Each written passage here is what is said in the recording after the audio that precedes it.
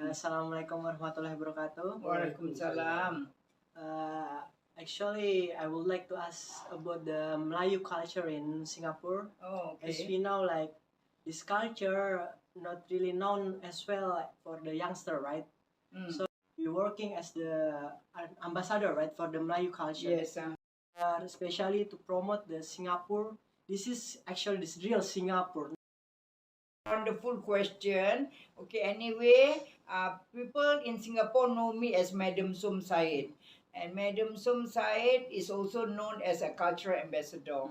And if you ask about how I go about and all that, if you see my photograph here, this is when I was 15 or 16. It's the time I opened my eyes, like at first I don't know what is this. We have to practice so hard, 2 years to practice, make perfect, and all not so much about just Malay dance, but also with a milestone. And that milestone become a turning point. When I came back, I thought, okay, now I don't want just to be a dancer, hobby. I want to make sure that the standard is good. So I started the children dance session in 1974. I went to 1974. Adelaide 1972. So now it's around maybe around 50 years, right? Yeah, more than 50 years. And then in 1997, I started my own company, Warisan. Warisan. Yes. Why I started Warisan? I want to continue spreading the arts, because I always use the word performing arts to nurture the seeds of wisdom. What wisdom are we talking about? We talk about culture, respect, share, and care. And at the end of the day, the audience only see them on stage. But the intangible value people cannot see is that they become a wonderful people. That means we develop grace and discipline through performing arts. So that's why until now, we provide platform for professionalism, and then all our performers, this is the platform of industry. Like a social enterprise. The money you give everybody. You don't have the money, also you still give everybody. I said, how is this possible? You won't be able to sustain like this. So I was looking into her files. Then I said, okay, I've got a plan for you, mom. This is what we're going to do. How could you survive in the COVID condition at that time? Because like most of the company at that time, they're going to bankrupt, right? Especially the startup. And you said you made it more developed until now. Yes, okay. Interestingly, even before COVID, my interest was actually in technology. Yeah. So in 2011, when we started Sri Warisan's promotion, I've already put up YouTube videos. And then after that, when our promotion is always about tech, how we can market through how to say website. Back then was through Blogspot, through Kickers or whatever that we want to promote. But in 2011 already we started promoting. Technology helps. So we'll try to take whatever that is positive from technology, we utilize it. So during COVID, nobody knows how to use. Must make sure that Madam Som, the director, founder, must be able to use Zoom. So she did it. The first few tries, whenever she do Zoom meeting, there's either you can see her face, no voice, no audio. Sometimes you can hear audio, no face. Yeah. So now she can have the face and the audio together. She can just on the Zoom right now. So with the confidence from the director, the top herself, she knows how to use. Everybody else, her dance instructors, we have 30 of them. So all of them says, okay, if Madam Som can do it, we can also do it. So she's the motivating factor. For me, I'm just the catalyst. I say, okay, this is what we do. We do Zoom. And then in fact, we do whatever, maybe Google Meet. And then in fact, Microsoft, whatever that we need to do, we do. So we'll try to implement one by one. And we work very closely with the National Arts Council, Ministry of Education, and then the organization that support us is the MLLPC, and then we have Mendaki, and we work very closely also with the Malay organizations such as Jamia Singapura. And then we have Ain Society, MKAC. So there's a lot of branch. So I am here until today. And of course, I don't work alone. So now I have my young team, Mr. Adel and Marina Yusof, and we have Iramaya Sofia and all our up and coming mentors.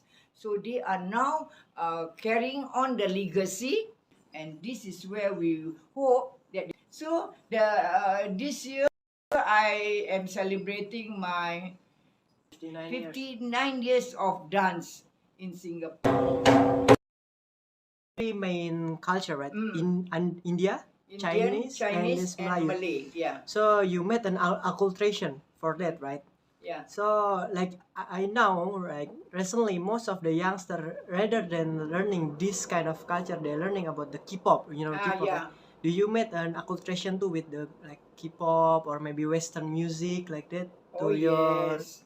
Very important. Our dancers are all like you, young people. They have their forte, you know. They like, oh, hip hop, they go. Now TikTok, go. So all go. But then they are still rooted to their cultural. They love their culture. So when they are as an individual, yeah, they know how to do hip hop. Yeah, we even invite hip hop teacher or whatever you call it, Indian dance, Bhangra dance. We learn everything, but at the end of the day, yes, we still hold on strongly to our roots. So the roots is, of course, we're talking about Malay culture. Even you're doing the acculturation, you still hold some roots. Right? Yes. So and then like when you said you do not just dancing like a wayang kulit, Yes. like that.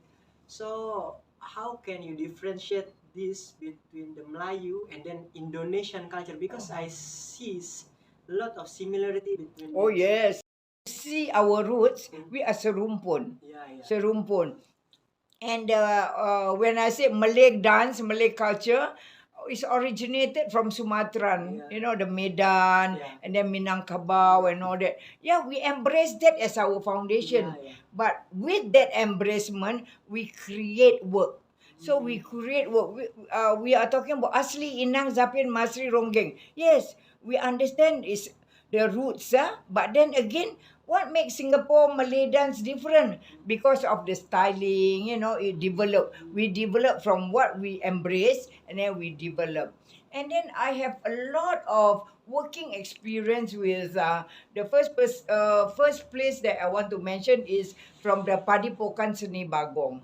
You know, during the COCI collaboration work, all the Asian dancers, choreographers, we work very closely together. So we were sent to Padipokan Seni Bagong, and I learned all the dances from Padipokan Seni Bagong based on Pak Bagong's teaching, even choreography and all that. So from there, what I embrace, I bring back, and we fine tune. We hold that as a foundation, but then I created my own so-called Malay dance contemporary. So Pak Bagong is my master, and when I choreograph, I of course implement whatever technique I learn.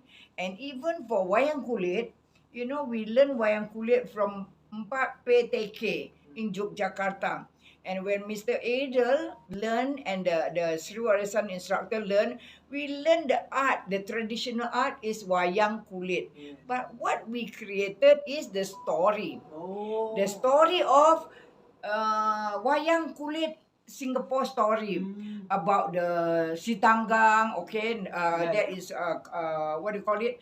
Singapura di Langgatoda, Sang Nila Utama, Dayung Sampan, and we created and crafted wayang kulit. What makes it different? If wayang kulit Jogja, Indonesia, is you play behind the screen. Wayang kulit Singapura, you hold the wayang kulit and you go round the people. So with Singapore story, but of course whatever it is, it's not about claiming, but what we created is based on the foundation that we learn from whichever, you know. Like for instance, we also learn from India, you know, they also have sama tapi tak serupa. That kind of thing. So it's not only wayang kulit, it's about music also.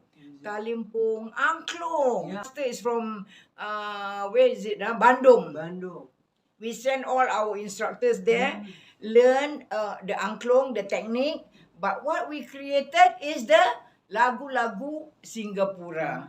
So itulah yang membuat dia sama tapi tak serupa. But the origin of the where it come from is very important that we have to know that. Oh, this one Yapong, oh Yapong from Indonesia. Oh, Mas Dance from Betawi. You know, we have the source, so that when our dancers perform, they know the history, they know the background, and they know the development. So the performer must be a thinking performer.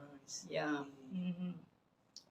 Okay, I think very important must have the jati diri. We always say, what is jati diri, jati diri? If you don't tell our young people, how would they know? So, the nearest approach is arts education program. You know, we partner with Ministry of Education and National Arts Council, who plays very important part to support this program. And we are imagining what is gotong royong, kampung life, what is Hari Raya, Lebaran Tales. You know, we present it in school under the Arts Appreciation Program. That is an exposure program. So that means they watch the dance with narrative. You know, Kak Marina is the presenter and we have other presenter too. And then besides that exposure program, we have experience program. So experience program that we go to the school, we teach them. We teach. So when we say we, because we have many instructors, so everybody have a role to play to nurture the seeds of wisdom. And of course, the first one I always said, through this arts education program, we nurture respect. Respect to your art, respect to your elders, respect to your friends. So cannot be selfish. Everything me. Cannot be me. It's always we. So that is the knowledge that we impart. And then besides the arts education program, we have a excursion program where they come to Sri Warisan. They come to Sri Warisan, they see what we do behind the scene, the studio, the costume. So they see how the artists work. And that is excursion. And the rest is besides the arts education program is we have a lot of arts rich program under the People's Association. We have passion arts. We have Esplanade, the performance at, like for instance, thematic, and we just performed recently under the Pesta Raya. So Pesta Raya is also a good platform for our youngsters to understand, or not only youngsters, the children to understand. Oh, every dance tells a story. Story about gotong royong. Okay, what is the props? What is the music? What is the costume? And they learn through every item. Maybe we will be doing it on and off and continuously. And another interesting area that we reach out to is a preschool. Preschool, they have not gone to primary school, no? But this is a platform that we expose all the preschool students. Preschool students are also multi-ethnic students. They are Malay, Indian, Chinese. Expose them to what is Malay dance, why they use umbrella, or why is it that they use kompang to dance, you know. So we expose it to preschool now. Very, very popular. Okay, as we know, your purpose actually, the main purpose is to teach the Singaporean youngster about their jati diri, right? What they are. So as we know, the acculturation in Singapore, there is a lot, right? From India, China, and especially from Melayu people, right? But we know all of them before, they have their own religion, right? And it's connected. You know, in Melayu, they have their own pencaksilat, right? And the philosophy of the pencaksilat actually to getting closer to, you know, the Allah, right? Yeah. So how you connect the art that you develop to the religion? As we know, the youngster nowadays, they don't care actually, to be honest, to the religion, right? And they more become atheists. Yeah, thank you. This is very interesting question, especially to me. To me, you know why I say to me? Because I am a Muslim lady. Muslim lady, very, very, very, very important. A Muslim lady dealing and doing dance and teaching dance. So when I said, why is Muslim? Because I am a Muslim person. Malays in Singapore, 99% Muslim are Malays. Okay, we said, oh, Malays, 99% are Muslim, whichever way. So, number one, 5 pillars of Islam. You have to hold very tightly. Okay? What is tunjuk ajar Melayu? Peradaban, sopan santun, jangan melanggar adat, you know. So, the number one 5 pillars of Islam is out. What we have to hold strictly. Yeah? So, as a choreographer, when I choreograph, I always hold to this. You know, especially there's male and female dancer. So, there's batasan. Batasan. If you want to do performance and all that, number one, what are you portraying? What is your message about respect? It's a very good knowledge, eh? You respect your elderly, you respect the young, you sayang the young, so we hold that. So 5 pillars of Islam is of course Allah.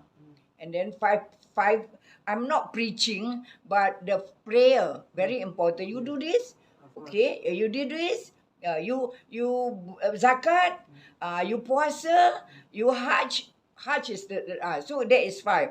But when we talk about cultural Melayu, apa yang buat awak Melayu? Awak Melayu, awak mesti beradab. Awak mesti tahu malu. Awak mesti bersopan santun. So I embrace all this, the do's and the don'ts in the culture. Jadi kita tidak bercanggah. Jadi when I do a choreography, I make sure that male and female dance but they don't touch hand. Male and female dance, there's ada kesopanan, tata susila, and there's many other things. And moreover, I work with the Malay, Indian, Chinese of Christian, Buddha, Hindu. We respect each other culture. But when we put into dance, we respect and then we make sure that tidak melanggar peradaban. So that's how I said it's tough for me as a Melayu, wanita, and then peradaban yang I have to really hold on to it. So maknanya kita tidak melanggar batasan lah. So itu yang kita tekankan. And when we do anything about history, sejarah tari Melayu, Teluk Belanga ke Radin Mas ke apa, we must know the history. We must know the background. Apa yang tidak melanggar peradaban tu tadilah. So I think all anak-anak Melayu yang belajar tarian, they are Islam. And they are Islam, and then they embrace the culture, and then they do according to tunjuk ajarnya lah. Because we have that mentor-mentee. Mentor, I'm mentor, then I have the mentee, the students and all that. So they just follow accordingly. Tapi they are thinking dancer. Thinking dancer, they have other source of knowledge, you know, not only from the mentor, but from YouTube, from social media, and many guidelines from the other instructors lah. So maybe this is what we do lah. Misalnya, kalau I cakap in dance, in dance there's technique. How you lenggang, how you do this, how you do that. What is this? You are welcome. You are welcome. Please be seated. You are welcome. Kamu kita ucapkan selamat datang as pure with sincerity. And then we are ready to perform or to perform. Silat is protect. Yeah. Protection, not attack. Yeah. Kalau dance, we are ready to perform for you. Untuk menghiburkan ataupun untuk setiap tarian tu memberi pelajaran. Dari pelajarannya yang untuk kebaikan anak didik kita. So, kita gabungkan. So, kalau misalnya dalam tarian tu ada teknik, sebab kenapa di sini, kenapa di sini, kenapa, you know, semua ada. Jadi, tarian pun sama. So, ada peradaban teknik yang kita pun bersandarkan daripada gerak-gerak solat tu tadilah. So banyak persamaannya.